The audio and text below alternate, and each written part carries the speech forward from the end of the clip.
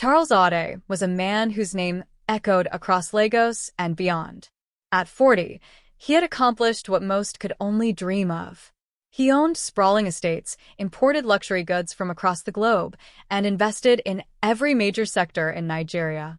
People admired him, envied him, and even feared him. To the world, Charles was a symbol of perfection, a billionaire with a razor-sharp mind, impeccable style, and a beautiful wife by his side. Christiana Ade was not just any woman. She was a supermodel. Her face graced the covers of international magazines, and her walk lit up runways in Paris, New York, and Milan. When Charles first met her at an exclusive fashion event in Abuja, he was captivated by her elegance and confidence. She moved like she owned the world, and Charles, who was used to commanding attention, was drawn to her like a moth to a flame. Their whirlwind romance was the stuff of fairy tales. Within 6 months, they were married in a lavish ceremony attended by Nigeria's elite. But beneath the glamour and the public adoration, their marriage had cracks invisible to the world.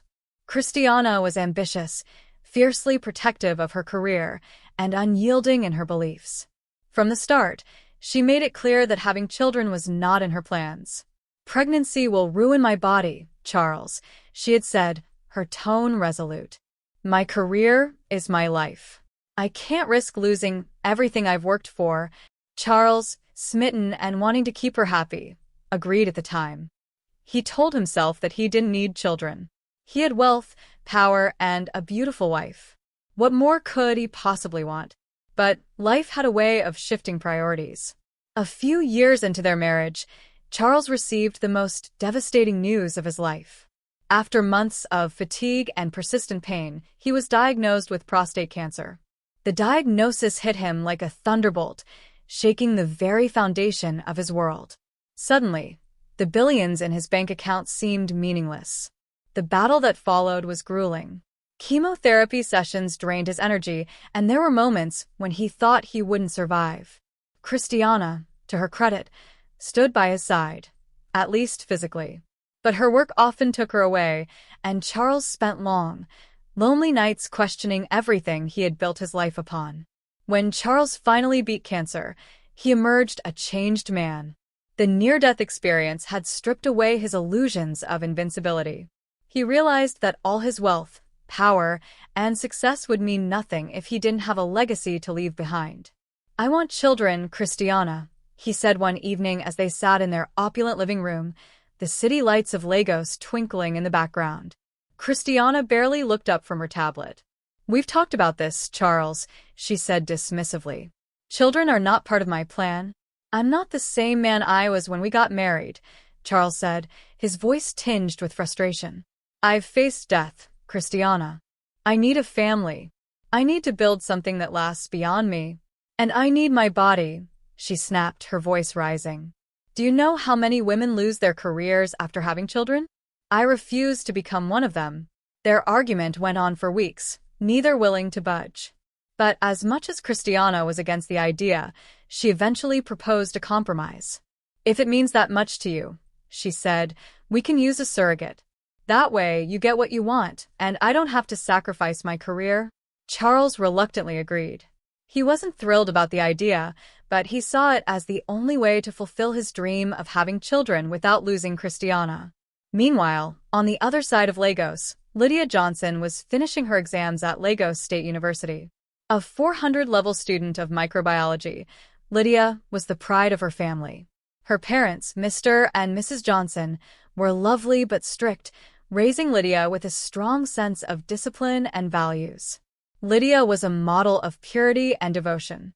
While her friends explored relationships and fell into the traps of Lagos's fast-paced lifestyle, Lydia stayed true to her faith and her upbringing. She believed in waiting for the right time, for the right man.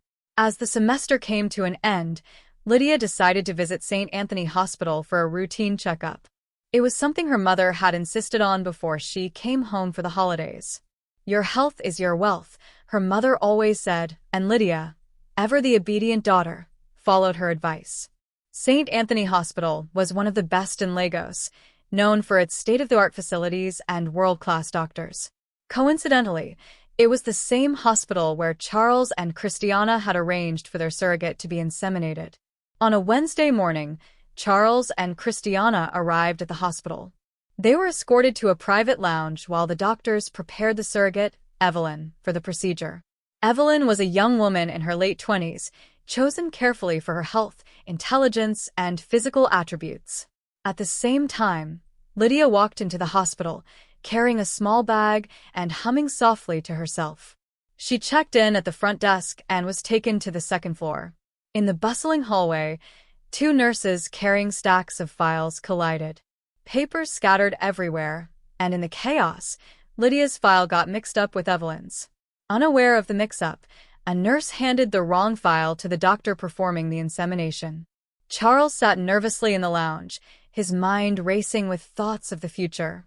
He imagined holding his child for the first time, teaching them about life, and watching them grow into someone who would carry on his legacy. "Relax, Charles," Christiana said, scrolling through her phone. "Everything is under control." But little did they know, everything was far from under control. In the sterile room where the procedure was taking place, the doctor carefully prepared the syringe containing Charles's sperm. He looked at the file in front of him and called out, "Lydia Johnson?" "Yes, doctor," Lydia said, stepping into the room with a puzzled expression.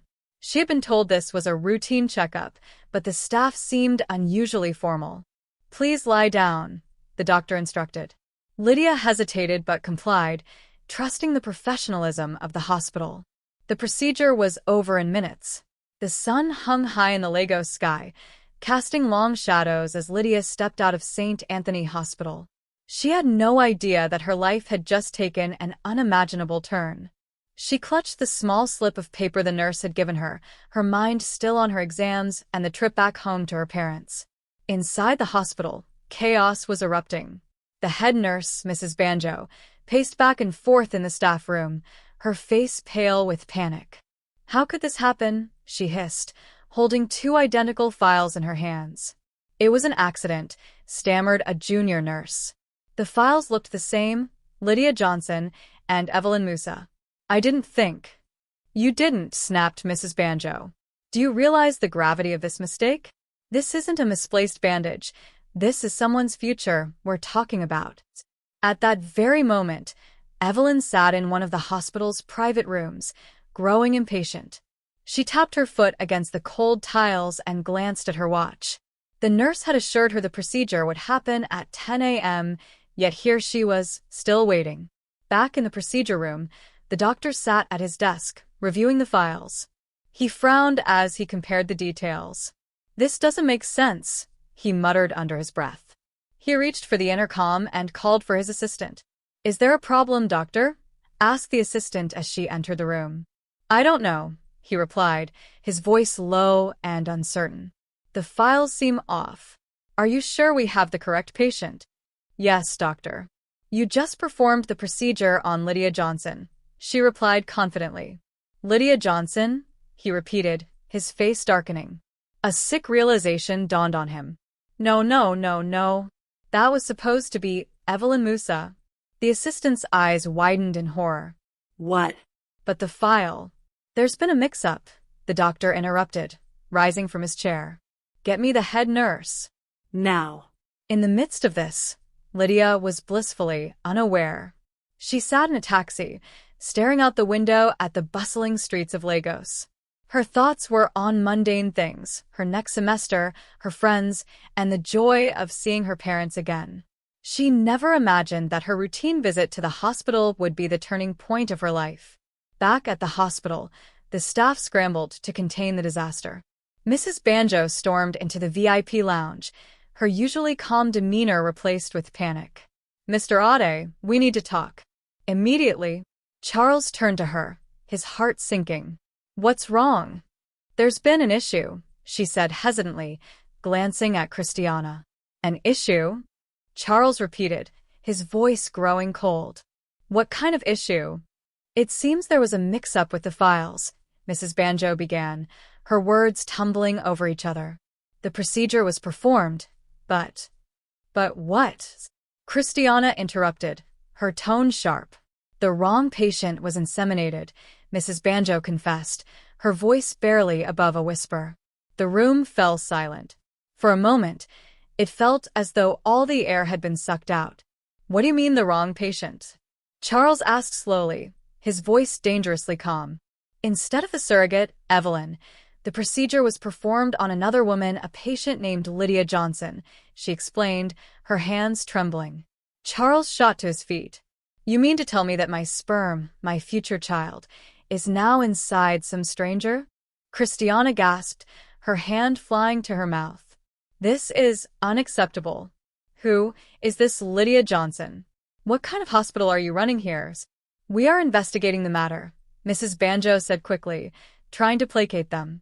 But I assure you, we will do everything in our power to resolve this. Resolve this? Charles snapped. How do you resolve something like this?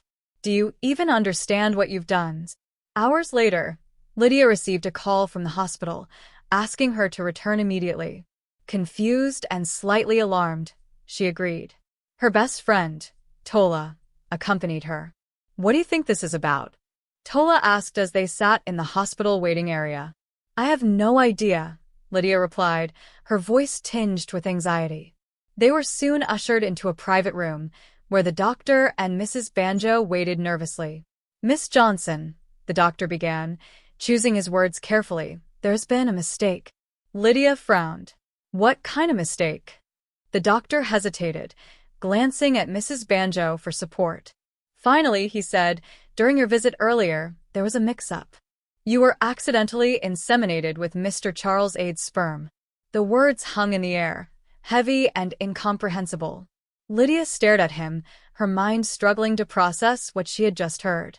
Inseminated, she repeated, her voice barely above a whisper. What are you talking about? I only came for a checkup. I know this is hard to believe, Mrs. Banjo interjected, but it's the truth. You are now carrying Mr. Ade's child. The news sent shockwaves through Lydia. She was a virgin, devoted to her faith and her family's values. The very idea of being pregnant, let alone through such a bizarre circumstance, was unthinkable. Charles was brought in to meet her. As their eyes met, an awkward silence filled the room. Charles studied the young woman before him. She was nothing like he had expected. So young, so innocent. I don't know how to say this, Charles began, his voice heavy with guilt. But I promise you, I will take responsibility for this. You will be taken care of. Lydia, still reeling, could barely speak. This can't be happening, she murmured. Lydia sat in her small room, staring at the ceiling. It had been a few weeks since the fateful meeting at St. Anthony Hospital, but the words of the doctor still echoed in her mind. You are now carrying Mr. Ade's child. She hadn't told her parents yet. How could she? How could she explain to her strict, devout parents that she, a virgin, was pregnant? It was unthinkable. Her best friend, Tola, was the only person who knew, and even she struggled to wrap her head around the situation. Lydia, Tola said gently one evening, you have to talk to someone. Keeping this to yourself will only make things worse. Lydia shook her head, her hands gripping her knees. How do I tell my parents, Tola? They'll never believe me. They'll think I've brought shame to the family. They might be strict, but they love you, Tola insisted. You can't go through this alone. Meanwhile, Charles was dealing with his storm. The media had caught wind of a mix-up at St. Anthony Hospital, though the details were kept vague. His lawyer had advised him to remain silent, but Christiana had other plans. You need to fix this mess, she hissed during one of their heated arguments. Do you realize what this is doing to my reputation? The media is speculating, Charles. They're asking questions about us, about me. This isn't about you, Christiana, Charles snapped, his patience wearing thin. This is about an innocent young woman whose life has been turned upside down because of a mistake. A mistake that could have been avoided if you hadn't insisted on having children, she shot back. Their fights had become more frequent, their once glamorous marriage unraveling before their eyes. For the first time, Charles began to question if their relationship had ever been built on anything more than appearances. At the same time, Lydia couldn't avoid the inevitable forever. Her symptoms were becoming harder to hide. The morning nausea, the sudden fatigue, the small but noticeable changes in her body. One evening, as she sat at the dinner table with her parents, her mother noticed her barely touching her food. "Lydia, are you feeling okay?" her mother asked, her tone laced with concern. "I'm fine, Mama," Lydia replied quickly, avoiding eye contact. But her father wasn't so easily convinced. "You've been acting strange since you came back from school," he said, his sharp eyes narrowing. "If something is wrong, you need to tell us." Lydia's hands trembled as she gripped her fork. She opened her mouth to speak, but the words wouldn't come. How could she tell them? How could she explain the impossible? Tola, who had been sitting silently, suddenly cleared her throat. "Uncle, Auntie," she began hesitantly, "there's something Lydia needs to tell you. It's important." Lydia shot her a panicked look, but Tola pressed on. "Please don't get angry. Just listen to her." Her parents exchanged worried glances before turning their attention back to Lydia. "What is it?" her mother asked softly. Lydia took a deep breath, her heart pounding in her chest. "Mama, Papa, I'm pregnant." The words hung in the air like a thunderclap. Her mother gasped, her hand flying to her chest, while her father's face turned red with anger. "Pregnant?" he roared, slamming his fist on the table. "How can you be pregnant, Lydia? You're not married. What kind of disgrace is this?" "It's not what you think," Lydia cried, tears streaming down her face. I didn't do anything wrong." Her mother looked at her, confused and heartbroken. "Lydia, what are you saying? How can you be pregnant if you haven't?" She trailed off, unable to finish the sentence. Lydia explained everything: the mix-up at the hospital, the procedure, and the meeting with Charles Audet. Her parents listened in stunned silence, their emotions a mix of disbelief, anger, and sorrow. When she finished, her father shook his head, his voice trembling. "Do you expect us to believe this story, Lydia? That some billionaire's sperm was accidentally put into you? Do you think we're fools?" "It's the truth," Lydia sobbed. "I swear, Papa, I'm not lying." Her mother reached out to hold her hand, her tears falling. "Oh, Lydia, what have we done to deserve this?" The next day, Charles received a call from Lydia's father. The man's voice was cold and stern, demanding a meeting. Charles agreed, knowing he owed them an explanation. The meeting took place at a small cafe, far from the prying eyes of the media. Charles arrived with his lawyer, while Lydia came with her parents. The tension in the air was palpable as they sat across from each other. "Mr. Audet," Lydia's father began, his tone icy, "I want to hear the truth from you. Is what my daughter is saying true? Did you?" Charles nodded solemnly. "Yes, sir. There was a terrible mistake at the hospital. My wife and I were trying to have a child through a surrogate, but due to a mix-up, Lydia was inseminated instead." Lydia's father's fists clenched, his anger barely contained. "And what do you plan to do about this?" "My daughter's life has been ruined because of you." "Papa, please," Lydia interjected, her voice shaking. Charles held up his hands in a gesture of peace. "I take full responsibility for what happened," he said firmly. "Lydia will be cared for, financially, medically, emotionally. Whatever she needs, I'll provide it." "That's not enough," Lydia's father snapped. "You think money can fix this? You've disgraced my family, Mr. Audet." "Papa," Lydia said again, this time more firmly, "I don't need him to fix my life. I just need to figure out what to do next." Her words surprised everyone, including Charles. For the first time, he saw the strength and determination in the young woman sitting across from him. As the meeting ended, Charles couldn't shake the feeling that his life was spiraling out of control. Christiana was furious with him, Lydia's family despised him, and the media was circling like vultures. But amidst the chaos, one thing was clear: Lydia and the child she carried were now his responsibility. And he would do everything in his power to make things right, even if it meant sacrificing everything else. Charles sat in his sprawling Lagos mansion, staring into the depths of his whiskey glass.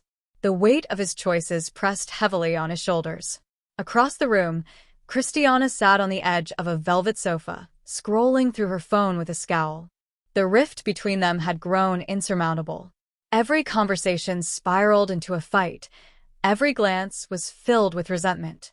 It was clear to both of them that their marriage was crumbling under the weight of this scandal. "I can't do this anymore, Charles," Christiana said, breaking the silence. Charles looked up, his tired eyes meeting hers. "What do you mean?" "This marriage," she said coldly. "It's over. You're more concerned about that girl and her baby than you are about us.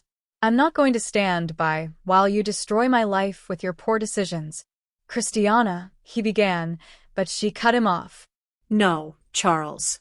"You wanted children. I didn't. We agreed on a surrogate, and even that turned into a disaster. This isn't the life I signed up for." For a moment, Charles felt a pang of guilt. Christiana wasn't entirely wrong. Their lives had been perfect in their superficial way before his illness and his newfound desire for a legacy. But deep down, he knew that they wanted different things. "If you want to leave, I won't stop you," he said quietly. Christiana blinked, surprised by his calm response. "That's it? After everything we've been through, you're just going to let me go?" "I can't force you to stay," he said, his voice heavy with resignation. "I've made my choice, Christiana. I want this child. And if that means losing you, then so be it." While Charles's marriage disintegrated, Lydia's life wasn't faring much better. News of her pregnancy had spread through her community like wildfire, despite her family's efforts to keep it quiet. Whispers and stares followed her everywhere she went. Lydia kept her head down, her cheeks burning with humiliation. The judgmental stares and cruel gossip felt like daggers in her heart. Even her parents couldn't escape the scrutiny. Her father had taken to avoiding his friends, ashamed of the scandal that had engulfed their family. As the months passed, Charles began visiting Lydia regularly. At first, their interactions were awkward and tense. Lydia resented his intrusion into her life, while Charles struggled to connect with the young woman carrying his child. "I'm not trying to make things harder for you," Charles said during one visit. "I just want to be involved." "Involved?" Lydia echoed bitterly. "You've already turned my life upside down, Mr. Ade. Isn't that enough involvement?" "Lydia, please. Call me Charles," he said gently. "I know this isn't easy for you. It's not easy for me either. But I want to be there for you, for the baby." Lydia sighed, her anger softening slightly. "It's just everything is so overwhelming. The whispers, the stares, my parents' disappointment. Sometimes I wish this had never happened." Charles felt a pang of guilt. "I know I can't undo what's happened," he said. "But I can promise you this. You won't face it alone." One evening, as Lydia prepared for bed, she received an unexpected visitor. It was Christiana, standing at the front door of her parents' home, her designer sunglasses perched on her nose. "What are you doing here?" Lydia asked, startled. Christiana stepped inside without waiting for an invitation. "I came to see the woman who's destroying my marriage," she said coolly. "I didn't ask for any of this." Lydia shot back, her voice trembling. "And yet, here you are," Christiana retorted. "Carrying the child that should have been mine." Lydia bristled. "The child is no one's fault but yours. You didn't want to carry it yourself, and now you're blaming me for something I had no control over?" Christiana's lips thinned. "You don't know anything about me or my marriage," she said icily. "But let me give you some advice. Don't think for a second that Charles will choose you over me. He may feel guilty, but guilt doesn't last. You're just a temporary problem he's trying to fix." Lydia's heart sank as Christiana left, her words cutting deep. For the first time, she wondered if Christiana was right. Would Charles abandon her once the baby was born? As the pregnancy progressed, Lydia found herself leaning on Charles more than she expected. He arranged for her to see the best doctors, ensured her family was supported, and even took the time to listen to her fears and frustrations. Slowly, the animosity between them began to fade. But their tentative peace was short-lived. One evening, Lydia received a call from an unknown number. "Lydia Johnson," a deep voice said on the other end. "Yes, who's this?" she asked warily. "This is Chief Akand," the man replied. "I have information about Charles Ade that you might find interesting." "What kind of information?" Lydia asked, her heart pounding. "Meet me tomorrow at the Green Cafe," Chief Akin said. I promise you, it will change everything. Lydia hung up, her mind racing. Who was Chief Akin? And what could he possibly know about Charles? The next day, she arrived at the cafe, her nerves on edge. Chief Akin was a tall, imposing man with a stern expression. He handed her a file, his eyes cold. Charles Audet is not the man you think he is, he said bluntly. Lydia opened the file and gasped. Inside were documents and photographs, evidence of Charles's shady business dealings, bribes, and questionable alliances. Why are you showing me this? She asked, her voice trembling. Because you deserve to know the truth, Chief Akin said. Charles will do whatever it takes to protect his empire, even if it means hurting you. Lydia stared at the file, her mind a whirlwind of confusion and fear. Was Charles really the man she had begun to trust? Or was he hiding a darker side? Lydia sat on her bed, the file from Chief Akin spread out before her. Each photograph, document, and note painted a picture of Charles Audet as a ruthless businessman who would do anything to protect his wealth and reputation. She couldn't reconcile the man described in those papers with the man who had been kind to her, supported her, and vowed to take care of her and the baby. The following day, Lydia called Charles and asked to meet him at a quiet park. He arrived promptly, his face etched with concern. Is everything okay? He asked as he sat down beside her. Lydia didn't waste any time. She pulled the file from her bag and placed it on the bench between them. Do you recognize this? Charles glanced at the file, his jaw tightening. Where did you get that? Does it matter? Lydia countered. What matters is whether or not it's true. Charles ran a hand through his hair, a heavy sigh escaping him. Lydia, my business isn't always clean. In my world, you have to make tough decisions to survive. But I swear to you, I've never done anything that would hurt innocent people. Lydia's eyes narrowed. And what about me? Am I just another tough decision to you? Are you helping me because you care, or because it's good for your reputation? Charles looked genuinely hurt. Lydia, you're not a decision. You're a person, a brave, incredible woman who's been thrust into an impossible situation because of a mistake. I care about you. I care about our child. Tears welled in Lydia's eyes, but she quickly blinked them away. I don't know if I can trust you, Charles. I don't even know if I can trust myself anymore. Charles reached out, gently taking her hand. I know I've made mistakes, but I'm trying to be better. For you, for the baby. Please, give me a chance to prove it. While Lydia grappled with her doubts, Christiana had been busy plotting her revenge. Furious over the collapse of her marriage and the public scandal, she reached out to Chief Akin. You want to bring Charles down, don't you? She asked during their clandestine meeting. Chief Akin nodded. He's ruined too many lives with his greed. It's time he paid the price. Then let's work together, Christiana said with a sly smile. I know how to hit him where it hurts. A week later, Charles was blindsided by a series of exposés in the media. Headlines screamed accusations of corruption, fraud, and unethical business practices.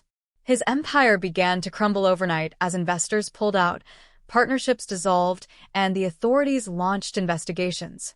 Lydia watched the chaos unfold from her living room, her heart heavy. She hadn't spoken to Charles since their conversation at the park, and now she wasn't sure if she ever would again.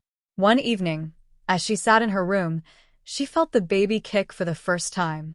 The sensation was faint but undeniable, and it brought tears to her eyes. Tola, she called out, her voice trembling with excitement. Tola rushed in, and Lydia grabbed her hand, placing it on her belly. Feel that? Tola's eyes lit up. Oh my gosh, Lydia. The baby's kicking. In that moment, Lydia realized something important. No matter what happened with Charles, no matter what the world thought of her, she was going to be a mother. And she would do everything in her power to give her child a good life. A few days later, Charles showed up at Lydia's doorstep, looking exhausted and disheveled. I had to see you, he said, his voice rough. Lydia hesitated but eventually let him in. What do you want, Charles? I lost everything, he admitted, sinking into a chair. The exposés, the investigations, it's all gone. My company, my reputation, everything I built. But the one thing I can't lose is you and the baby. Lydia's heart ached at the sight of him. Despite everything, she could see that he was sincere. Charles, I don't know what the future holds, she said softly. But if you're serious about being a part of this child's life, you'll have to prove it, not with money or promises, but with actions. Charles nodded, determination flickering in his eyes. I will, Lydia. I swear it. Months later, Lydia gave birth to a healthy baby boy. Charles was there by her side, his face filled with awe as he held his son for the first time. I'll name him David, Lydia said, smiling through her tears. It means beloved. Charles looked at her, gratitude shining in his eyes. Thank you, Lydia, for everything. Though their journey had been fraught with pain, betrayal, and uncertainty, Lydia and Charles found a fragile peace. Together, they vowed to build a new life for David, a life filled with love, hope, and second chances.